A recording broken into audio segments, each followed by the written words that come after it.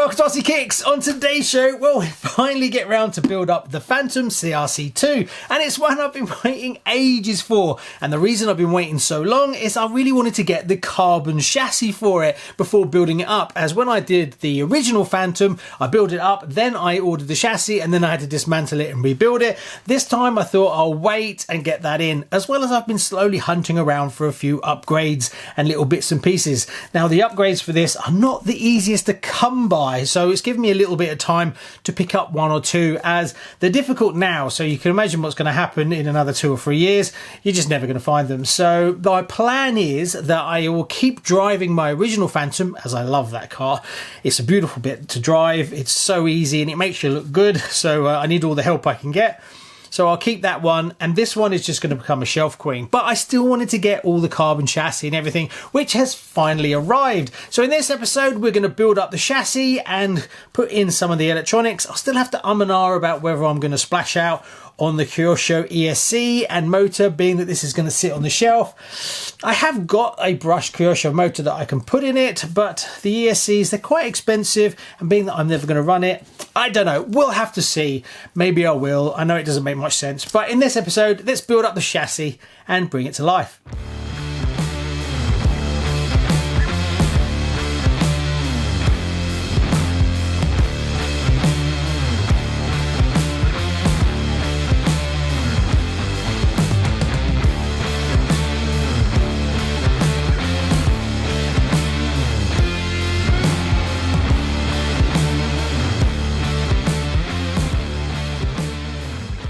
So this one was a little bit tricky. It has the front suspension in it where there's these little tiny springs. So this moves up and down a little bit. But when you put it together, you've actually got to get the bolt in. Then there's the brass washer here, then the spring, then the washer, then into here. And then you've got to do the same in reverse. You've got the larger washer on the bottom. Luckily, there's no spring on the bottom. You just go through and then there's another washer. But as you can imagine, you're trying to get all this in here while moving that in and getting the dog bone into the actual outdrive as well. So it is a little bit tricky.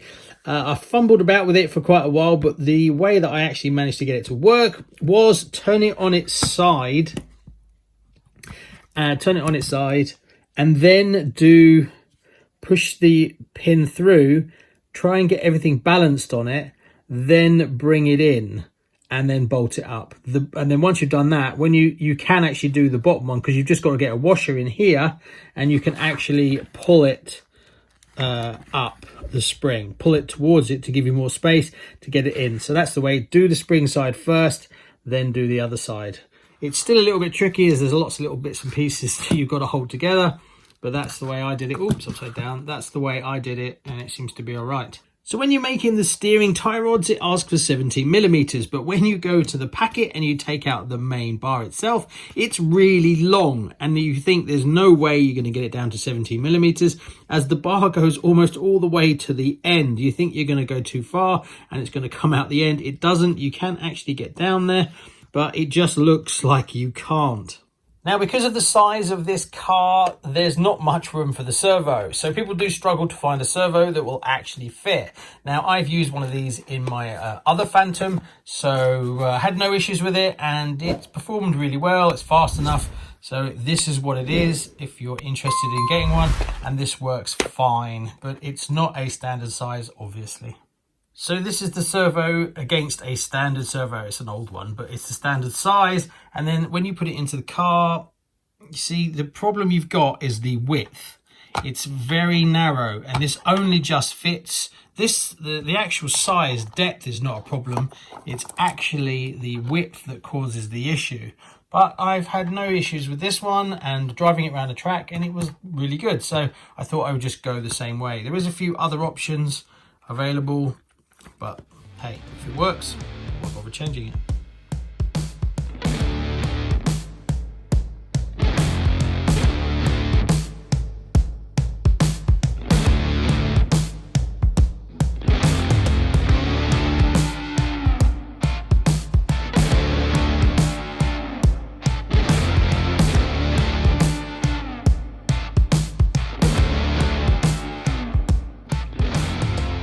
So I set these track rods to the 17.5, I think it was, and they are too short. That's what the manual says, but when you actually look at lining them up, if I line up that one, it's miles off. So there's no actual turnbuckle.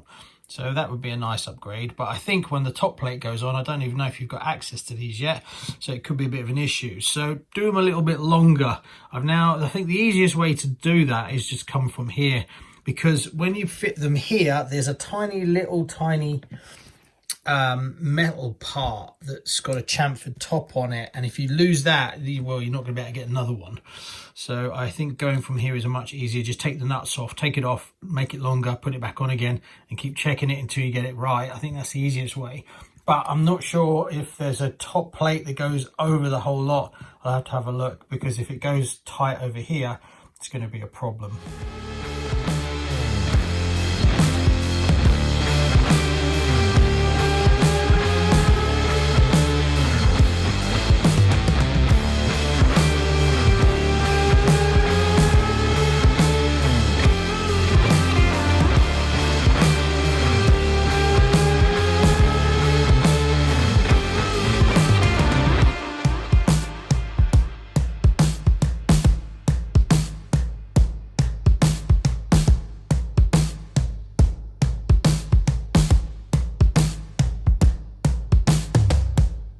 To say I am absolutely loving this one. I forgot just how much fun these are, and the scale and how little they are.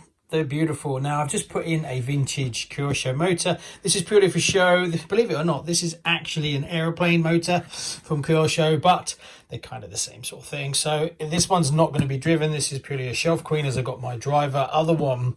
A few little upgrades. I put the carbon I had left over, funny enough, the carbon drive shaft.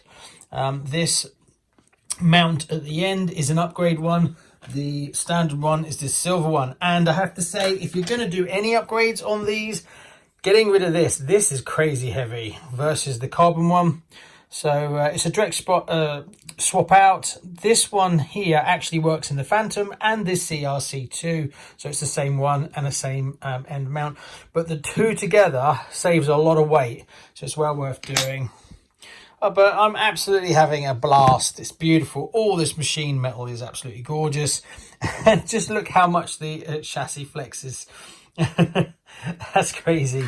Once you put the top plate in, obviously you get a little bit more strength from it. And you do get access to the front servo as well. That is in a completely different location versus the normal Fantom. The original Fantom one, it sits on the side. Where here they've centralized it, which is a much better place for weight distribution instead of hanging out the side. So there is quite a bit of difference between this one and the standard one. Also, there's rear suspension as well, where the other one doesn't. It's just fixed. So if you're thinking about getting one, choice is yours, really. This is probably the better one to get out of the two because it's got some advanced improvements on it. But the price difference between the two was a reasonable amount. I think last time I looked, it was about £30–40 different. So for that, getting the Fantom, I don't think you're going to be disappointed either. Can you see what I've done? Can you? In my defense, I am posting pictures on my RCKicks Patreon page, keeping them updated as I build this. Also talking to other people like Adam in RC Action Australia, as well as talking to a load of other people. Yeah, I forgot these bits. They go on there. Just realised I've just completely missed out these two parts here. But it's funny enough, it all kind of works, which is very strange. So let's undo it, change it over. So yeah, another mistake. I'm getting really good at these.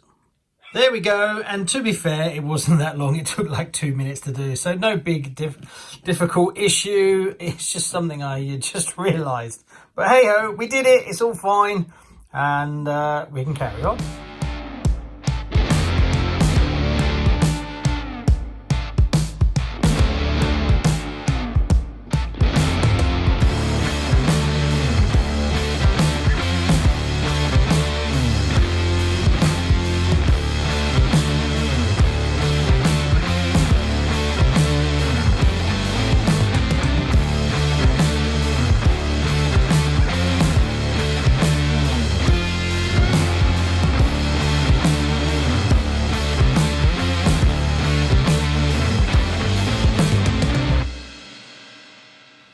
So there you go, a super easy build. No issues at all, actual pleasure, and it doesn't take very long to put it together as it is dinky and there's not much to it. A little bit fiddly around the front suspension, but apart from that, anyone will build it.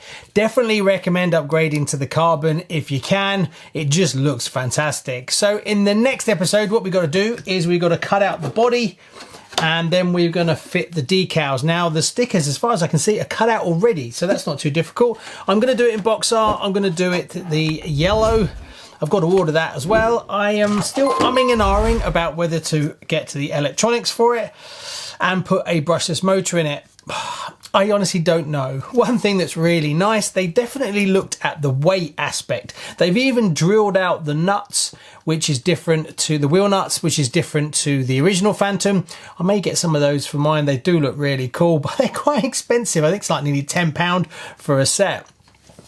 The chassis flexes quite well, and it's surprising because when it flexes, it obviously brings the two gears closer together, so you get more slack in the chain, but it doesn't seem to affect much, so it works. There we go. So now it's got full suspension where the previous one didn't, and completely different really to the original Phantom. See you on the next one. Bye bye.